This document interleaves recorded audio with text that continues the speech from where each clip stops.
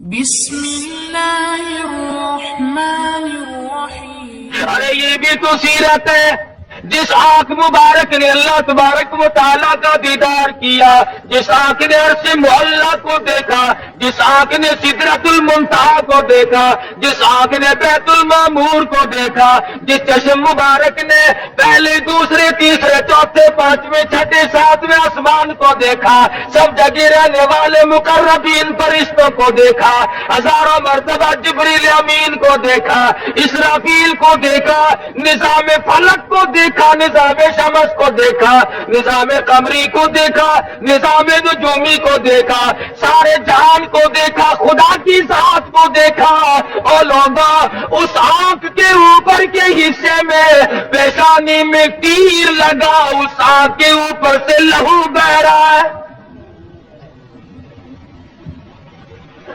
یہ بھی تو سیرت ہے نبی کی۔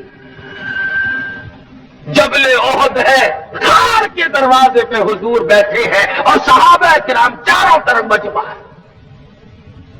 خون رس رہا ہے، لہو بہ رہا ہے، صحابہ کی آنکھوں سے آنسو جاری ہے، میرے آقا کیا کریں؟ عورتیں مرد اپنی جان سے کروڑ کھا زیادہ، لاکھوں کھا زیادہ مدنی کریم صلی اللہ علیہ وسلم کی ذات اقدس کو سمجھتے ہیں۔ اسی لیے آج ہمیں انہی کے لائے ہوئے ایمان اور اسلام اور قرآن کو سب سے زیادہ عزیز سمجھنا چاہیے، ایمان کی عالم تر دنیا کی چیزوں سے ہر شے سے افضل اور اعلیٰ سمجھیں۔ لیکن یہ تو کوئی سمجھنے والی بات نہیں کہ آدمی خود بخود اس کے اندر رکھنا اندازی کرنے کی کوشش کرے۔ اگر میں کوئی کام نہیں کر سکتا تو کرنے والے کو بھی تو نہ کہوں کہ تم ایسا کیوں کر رہے ہو۔ ہمارے یہاں تو یہ کچھ مثالیں بن گئی کہ نہ خود چلنا اور نہ چلنے دینا، راستے کو خراب کرنا۔ نہیں اللہ تبارک و تعالیٰ نے فضل فرما دیا، سرکار مدینہ صلی اللہ علیہ وسلم کا نظام دنیا میں غالب اور جاری ساریوں کی رہے گا، کوئی نہیں روک سکتا۔ کبھی کبھی یہ لوگ کہا کرتے ہیں نا، اور جی دیکھو مولوی جلسہ پہ بیٹھے کہیں نے فلانا پھاڑیا گیا، فلانا جیل چ گیا، فلانے نو یہ ہوا، یہ کوئی چنگی گل ہے؟ سانوں میں خواص تو ہی کہتے کسی نے پڑھا ہی نہیں۔ اچھا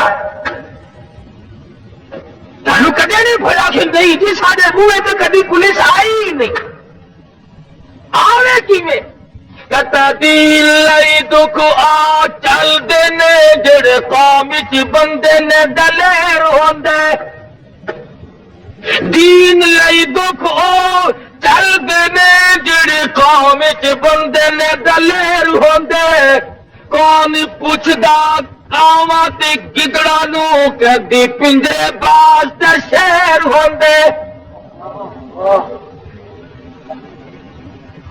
پکڑنے جوگی صورت ہو تو کوئی پکڑے، یہاں جب موقع پڑتا ہے تو لوگ ہمیں نہیں چھوڑتے،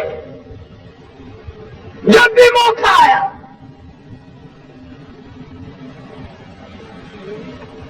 نبی کے نظام مصطفیٰ صلی اللہ علیہ وسلم کے درمیان میں ایک مرتبہ چلتے جلوس میں سے مجھے پکڑ لیا، مجھے کہنے لگا مولوی چل سیدھا تھانے۔ میں جلوس تو ذرا فٹ پاتھ پہ کھڑا ہو کے دیجیے تو بڑھ لیں اگر کی کر دے میں تو نفل رہن دے میرے بڑے کون جو کسی کام کے ہی نہ ہو، پنجرے میں شیر آئے گا، کہتا دل دکھ آ چل دینے جڑے قوم چ بندے نے دلیر ہوندے، جیل جاوے شیخ الہند، جیل جاوے گا حسین احمد مدنی، جاؤ کارا کی جیل سے پوچھو، مالٹے کی جیل سے پوچھو، تمہاری کوٹڑیوں کو اللہ کے قرآن سے کس نے آباد کیا تھا؟ مولانا جعفر تھنیسری رحمت اللہ علیہ کہتے ہیں جب ہمیں لاہور سے کراچی لے جانے لگے گاڑی میں پنجرا رکھا، نوکدار چاروں طرف دار تھے، نہ میں جھک سکتا تھا نہ سیدھا ہو سکتا تھا۔ میں نے یکدم مان سوچ کر سرکار مدینہ صلی اللہ علیہ وسلم کی ذات اقدس پہ درود شریف کا ورد بنا لیا، پڑھتا رہا، ادھر تھک کر مجھے چکر آیا، خاردار تار میری بدن میں چبھے، ادھر مجھے آقا تو عالم کا دیدار نصیب ہو گیا۔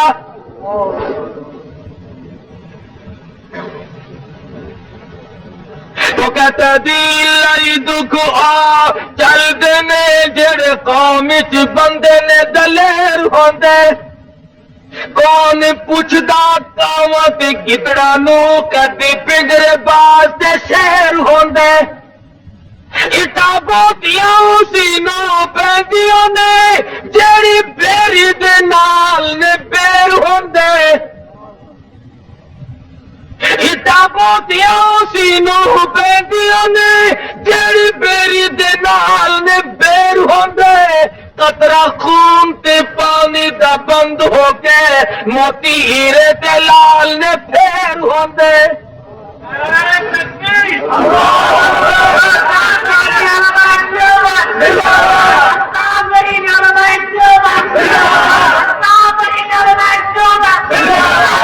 ان حضرات نے صحبتیں اٹھائی، تکلیف جھیلی اور پچھتائے کبھی نہیں، پشیمان کبھی نہیں ہوئے کہ ایسا ہمارے ساتھ کیوں بن گیا۔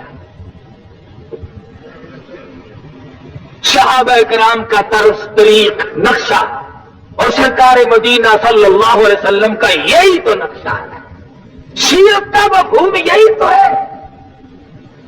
میرے بزرگوں کو لاکھوں حدیث سے اب تک یاد ہے۔ ایک مولوی نے میں پوچھا کہ مجھے کوئی حدیث آتی ہے آہو میں کہ سناؤں ان الناس ان النبی صلی اللہ علیہ وسلم یحب الحلوہ، میں کہ عورت بس آئی بتھیری ہے، اتنی کافی۔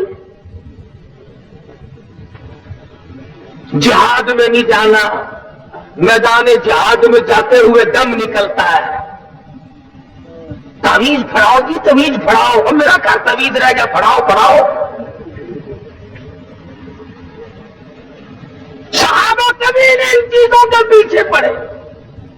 اللہ غنی، مرد تھے یا عورتیں تھیں، بوڑھے تھے جوان تھے، عبداللہ بن خصیمہ رضی اللہ تعالیٰ عنہما مدینہ منورہ میں دونوں باپ بیٹا جھگڑ رہے۔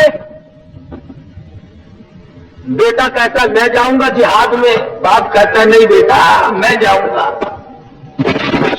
باپ کچھ اور بات ہوتی تو میں آپ کی بات مان جاتا، بہشت لٹ رہی ہے میں جاؤں گا۔